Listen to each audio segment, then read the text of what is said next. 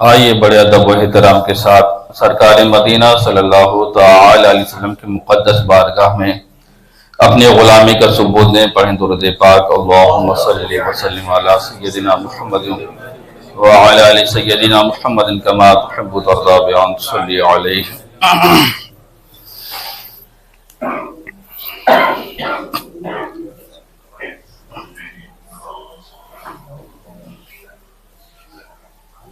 محترم حضرات،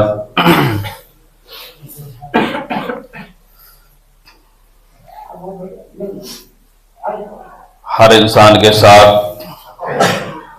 اعمال میں دو چیزیں ہوتی ہیں، ایک ہے اچھائی، ایک ہے برائی.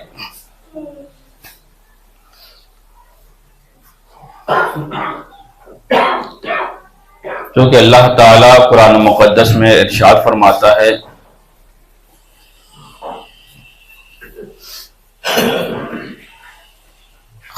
خلق الموت والحیات لیبلوکم ایکم احسن عملا. میں نے موت اور زندگی کو پیدا کیا، اس وجہ سے پیدا کیا تاکہ تمہاری آزمائش ہو اچھے برے اعمال کی.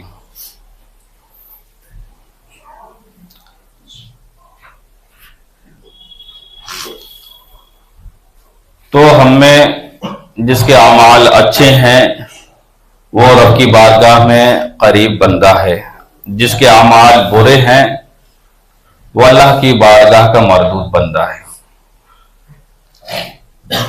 تو ہمیں اور آپ کو اچھے اعمال اکٹھا کرنے کی ضرورت ہے، اچھے اعمال کرنا چاہیے. علامہ امام غزالی رضی اللہ تعالی عنہ لکھتے ہیں کہ ایک ویرانے پر سے ایک شخص گزرا، اسے ایک بری شکل والے انسان سے ملاقات ہوئی. تو اس انسان نے پوچھا کہ آپ کون ہیں اور اس قدر بری شکل لیے ہوئے ہیں؟ تو اس شخص نے کہا میں تیرا برا اعمال ہوں، میں تیرا برا اعمال ہوں جس کی وجہ سے میری شکل یہ ہو گئی ہے. تو میرے محترم، جب کوئی انسان اچھے اعمال کرتا ہے تو اس کی تمام خوبیاں اچھائیوں میں بدل جاتی ہیں.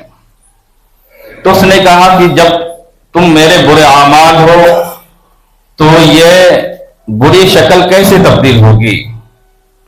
تو اللہ کے نبی نے ارشاد فرمایا کہ جو شخص کثرت کے ساتھ مجھ پر درود و سلام پڑھے گا تو اس کا دل تر و تازہ ہو جائے گا. دوسری وجہ یہ ہے کہ اللہ کے نبی نے ارشاد فرمایا کہ تم میں سب سے زیادہ بخیل وہ شخص ہے جس کے سامنے میرا ذکر ہو، میرا نام لیا جائے اور وہ مجھ پر درود پاک نہ پڑھے. تو ہمیں چاہیے کہ جہاں پر تمام اعمال، نماز، روزہ، عبادت اور ریاضت ایک الگ چیز ہے، لیکن رسول اللہ پر درود و سلام پڑھنا ایک الگ چیز ہے. اللہ تعالیٰ قرآن مقدس میں ارشاد فرماتا ہے ان اللہ وملائکتہ یصلون علی النبی یا ایھا الذین آمنوا صلوا علیہ وسلموا تسلیما. بے شک اللہ اور اس کے فرشتے غائب داں نبی پر خوب خوب درود و سلام بھیجتے ہیں. تو اے ایمان والو، تم بھی اپنے نبی پر خوب کثرت کے ساتھ درود و سلام بھیجو. صلاۃ معنی ہوتا ہے درود، صلاۃ و سلام نہیں کہتے ہیں. تو صلاۃ معنی ہوتا ہے درود اور سلام معنی ہوتا ہے سلام. تو ذرا غور کریں کہ آج ہم اور آپ اپنے نبی پر کتنا سلام بھیجتے ہیں اور دل میں کتنی دفعہ درود پاک پڑھتے ہیں. کوشش کریں کہ اپنے نبی پر اٹھتے بیٹھتے ایک عادت، ایک معمول بنا لیں کہ ہمیں آج جمعہ مبارکہ کے دن ہے. اللہ کے نبی نے ارشاد فرمایا کہ جو شخص جمعے کے دن 80 مرتبہ درود پڑھے گا اسے 80 سال کی گناہ معاف کر دیے جائیں گے. 80 سال کی گناہ معاف کر دیے جائیں گے. تو اگر ہم اور آپ یہ عادت ڈال لیں تو انشاءاللہ تعالی ہماری نجات ہو جائے گی.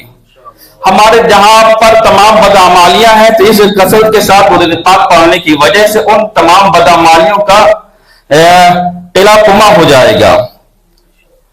اور میرے نبی نے ارشاد فرمایا کہ سب سے زیادہ منافق اور بخیل وہ شخص ہے جو مجھ پر درود و سلام نہیں پڑھتا ہے، یہاں تک کہ میں اسے پہچانتا بھی نہیں ہوں۔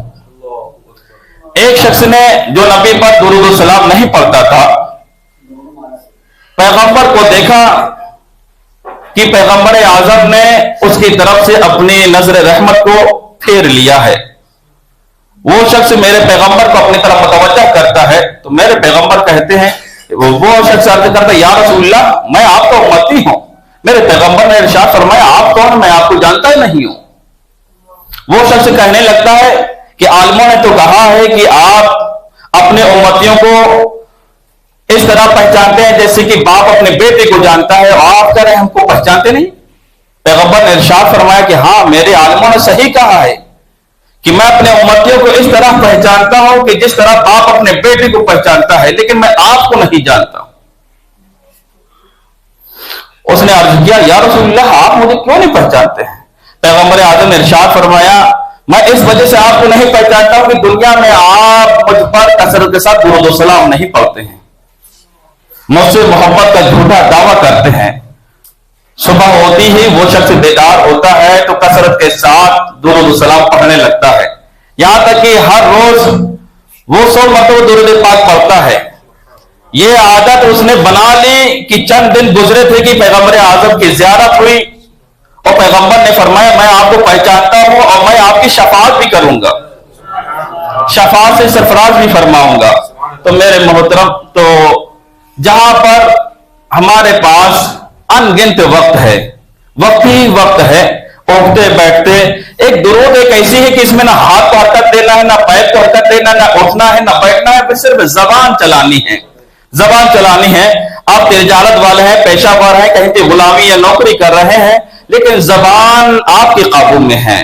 آپ چاہیں تو تنہائی میں، آپ چاہیں تو اپنے لب و لہجے کے ساتھ بڑے ہی سکون اطمینان کے ساتھ سرکار پر دن میں 10 ہی مرتبہ درود پڑھ دیں گے، آپ کے تمام درجات بلند ہو جائیں گے، کیونکہ اللہ کے نبی نے ارشاد فرمایا، جو مجھ پر ایک مرتبہ درود پڑھتا ہے، ایک مرتبہ، تو میں اس پر 10 رحمتیں نازل کرتا ہوں، 10 رحمتیں نازل کرتا ہوں، 10 درجات بلند کر دوں گا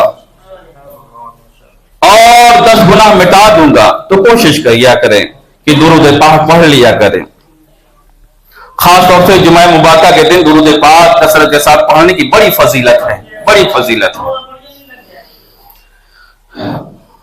اللہ تعالیٰ سے محبت ہم سب کا فریضہ ہے، کیونکہ وہ ہمارا خالق، ہم مخلوق ہیں، ہمیں پیدا کرنے والا اللہ تعالیٰ ہے۔ تو اللہ تعالیٰ سے ہمیں کثرت کے ساتھ محبت کرنی چاہیے۔ وہ جب چاہے ہمیں زندگی اور عزت بخش دے، جب چاہے ذلیل و رسوا کر دے۔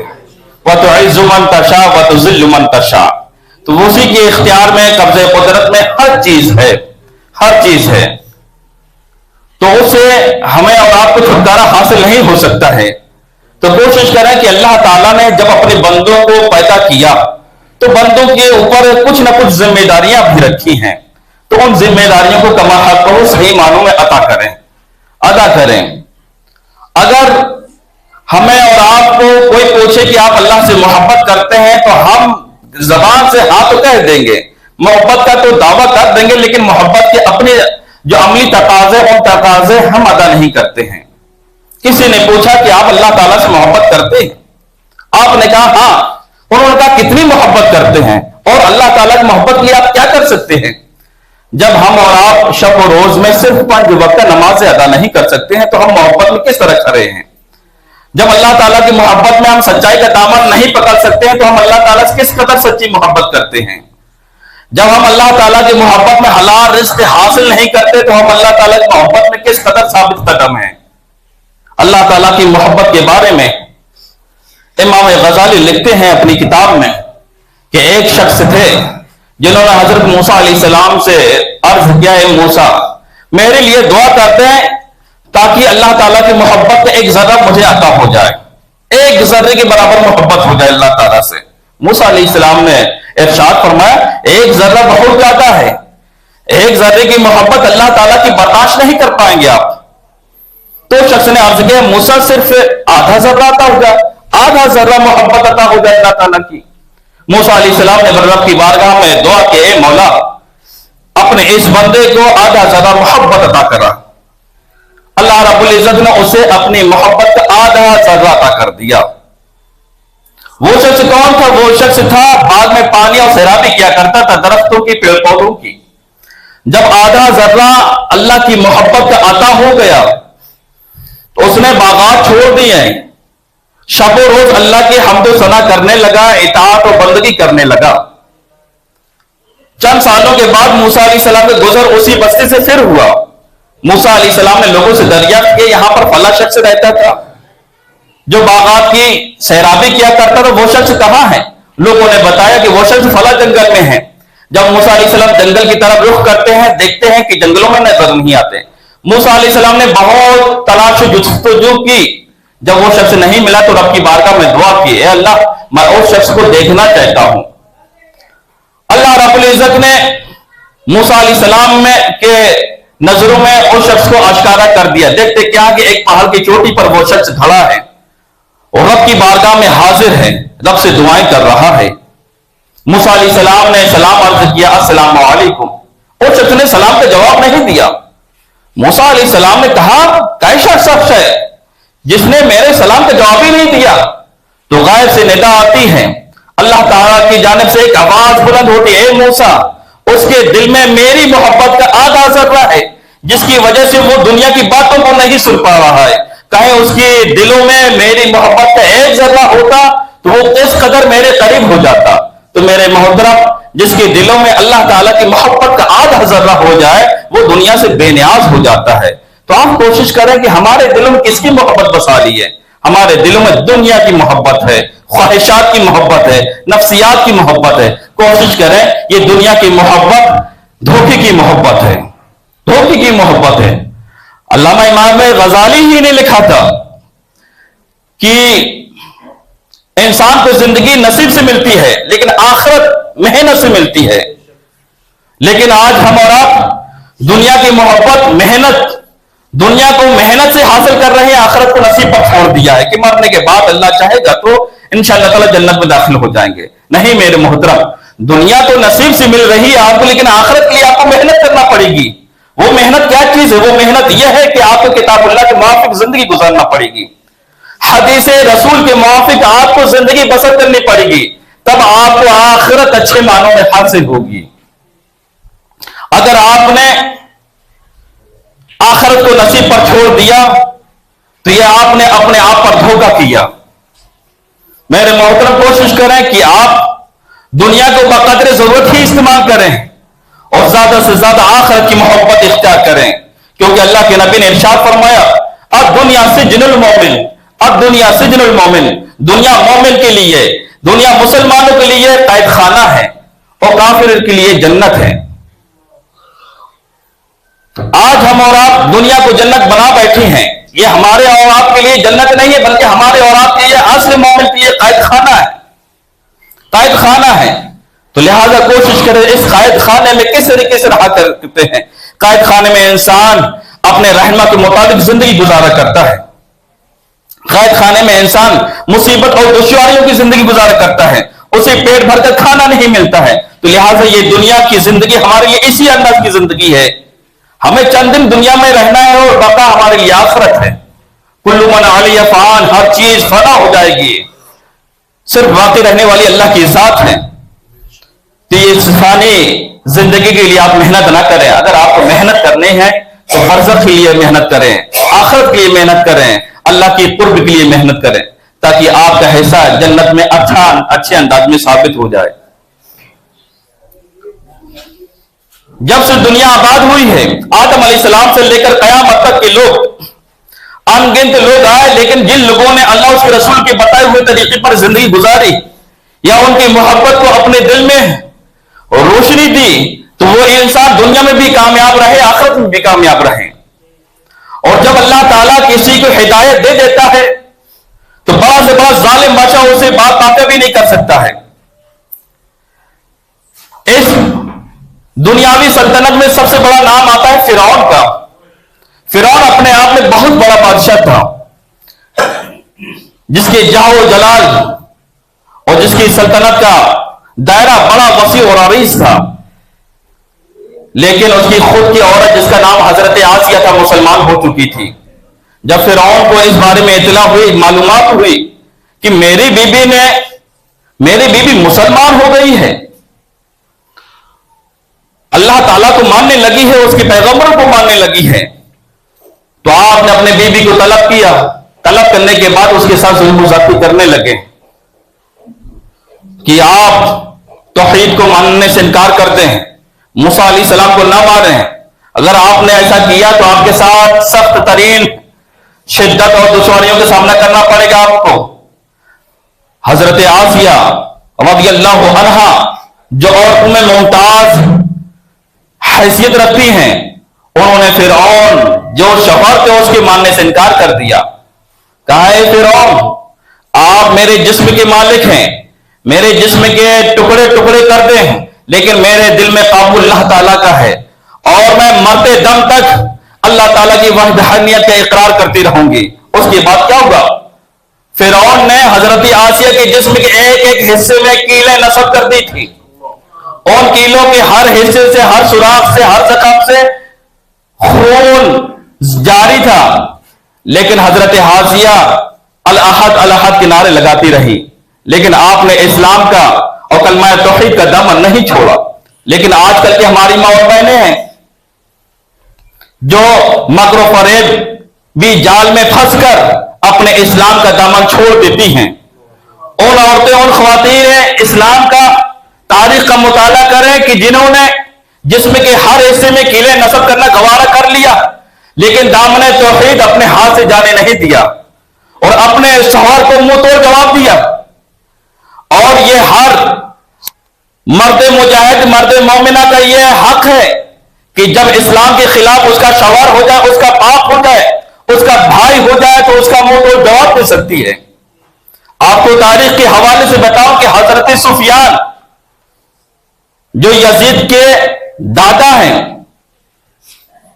اور ام حبیبہ رضی اللہ تعالی عنہ کے والد محترم ہیں، امیر معاویہ رضی اللہ تعالی عنہ کے باپ ہے حضرت سفیان، ایمان لے کر نہیں آئے تھے۔ جب آپ نبی کریم صلی اللہ علیہ وسلم کی بارگاہ میں آئے کہ جائیں اور اپنے بیٹے سے ملاقات کر لیں، تو بیٹی نے اپنے بستر کو موڑ دیا۔ جس تخت پر وہ بستر بچھا ہوا تھا چارپائی پر، اس بستر کو، چادر کو سمیٹ دیا۔ سفیان نے کہا تم میری بیٹی ہو، لوگ اپنے مہمانوں کے لیے بستر بچھایا کرتے ہیں اور تم نے اس بستر کو موڑ دیا۔ تو آپ کی بیٹی نے کہا تھا کہ اللہ اس کے رسول کے دشمنوں سے مجھے کوئی محبت اور سروکار نہیں ہے، اپنے سگے باپ کو یہ منہ توڑ جواب دیا تھا۔ کہا جس کے دل میں رسول اللہ کی محبت نہ ہو، اللہ کی محبت نہ ہو، وہ میرا باپ نہیں ہو سکتا۔ تو میرے محترم کوشش کریں، ہمارے اسلام کے شہزادیوں نے، خواتین اسلام نے کس قدر اسلام سے محبت کی ہے اور اسلام کے دامن کو نہیں چھوڑا۔ انہوں نے ظلم و زیادتی تو برداشت کی، تمام مصیبتوں کو برداشت کیا، لیکن اسلام کے اندر آج یہ گوارا نہیں کیا۔ لیکن آج ہم اور آپ کیا کرتے ہیں؟ میرے محترم کوشش کریں، اپنے بھائیوں کو دل نہ دکھائیں، اپنے لوگوں سے ناجائز تکلیف نہ دیں۔ اللہ کے نبی نے ارشاد فرمایا، ترمذی شریف کے حدیث پاک میں ہے کہ میرے پیغمبر نے ارشاد فرمایا، جو کسی کو نقصان پہنچائے تو اللہ تعالیٰ اسے نقصان پہنچائے گا، جو کسی کو تکلیف دے تو اللہ تعالیٰ اسے تکلیف دے گا۔ تو کوشش کریں کسی کو تکلیف نہ دے، نمازوں کی پابندیاں کریں اور اخلاق و آداب کا خیال رکھیں، شریعت رسول اللہ پر چلیں اور ہر حال میں شریعت پر ثابت قدم رہیں، ثابت قدم رہیں۔ جب ہم اور آپ شریعت پر ثابت قدم رہیں گے تو ہماری نسلیں ثابت قدم رہیں گی، خواتین اسلام ہماری ماں اور بہنیں اور شریعت پر عمل کریں گی۔ اگر آج ہم اور آپ ثابت قدم نہیں ہیں تو ہماری نسلوں سے کوئی امید نہیں کہ وہ شریعت پر ثابت قدم رہیں گی۔ جب باپ حلال رزق کھاتا ہے تو بیٹے کی بھی حلال رزق کھانے کی عادت بنتی ہے۔ جب باپ حرام کاری سے پیسہ کماتا ہے تو اس کی نسلیں بھی حرام کاری میں مبتلا ہو جاتی ہیں۔ جب کوئی بروں کی صحبت اختیار کرتا ہے وہ خود برا ہو جاتا ہے، جب کوئی اچھوں کی صحبت اختیار کرتا ہے وہ خود اچھا ہو جاتا ہے۔ کیوں قرآن مقدس میں ہے، یا ایھا الذین آمنوا اتقوا اللہ، اے ایمان والو اللہ سے ڈرو، وکونوا مع الصادقین، اور اچھوں کی صحبت میں ہو جاؤ، اچھوں کی صحبت میں ہو جائے۔ اللہ تعالیٰ نے اچھوں کی صحبت کیوں اختیار کیا؟ تاکہ انسان جب اچھوں کی صحبت میں ہوگا تو تمام تر برائیوں سے بچے گا، جب بروں کی صحبت میں ہوگا تو انسان کے اندر تمام تر خرابیاں، برائیاں آتی ہیں۔ کوئی سٹا بازی کے پاس بیٹھے گا، 1 مہینے کے بعد نہیں 2-4 مہینے کے بعد سٹا خود لگانے لگے گا. کسی شرابی کی صحبت اختیار کرے گا تو 2-4 مہینے میں خود شرابی بن جائے گا. تو میرے محترم کوشش کریں کہ اگر نہیں بھی بنتا ہے تو تب بھی قرآن ارشاد فرماتا ہے اتقوا مواضع التہمۃ، تہمت کی جگہوں سے بچو، برائیوں کی جگہوں سے بچو. کیونکہ اگر ہم شراب نہیں پیتے، اگر شراب کھانے میں جائیں گے تو تمام معاشرے کے لوگ ہم کو شرابی سمجھیں گے. اگرچہ ہم جوا اور تاش نہیں کھیلتے، اگر اس ماحول میں جائیں گے بیٹھیں گے تو لوگ ہم کو جواری اور شرابی بھی کہیں گے. تو کوشش کریں کہ تہمت کی جگہوں سے بچنے کے لیے اللہ کے نبی نے منع فرمایا ہے. اللہ رب العزت کی بارگاہ میں دعا ہے کہ مولا کریم ہم سب کو حسن عمل کرنے کی توفیق عطا فرمائے، ہر قسم کی برائیوں سے بچنے کی توفیق عطا فرمائے، شریعت رسول اللہ پر چلنے اس پر عمل کرنے کی توفیق عطا فرمائے. جن جن بھائیوں نے دعا کی درخواست کی مولا ان سبوں کے ہر جائز مقاصد پورا فرمائے. میرے ساتھ توبہ کر لیجئے. استغفر اللہ ربی من کل ذنب واتوب الیہ، لا الہ الا اللہ محمد رسول اللہ صلی اللہ تعالی علیہ وسلم. جنہوں نے سنتیں ادا نہ کی ہوں تو ادا کر لیں.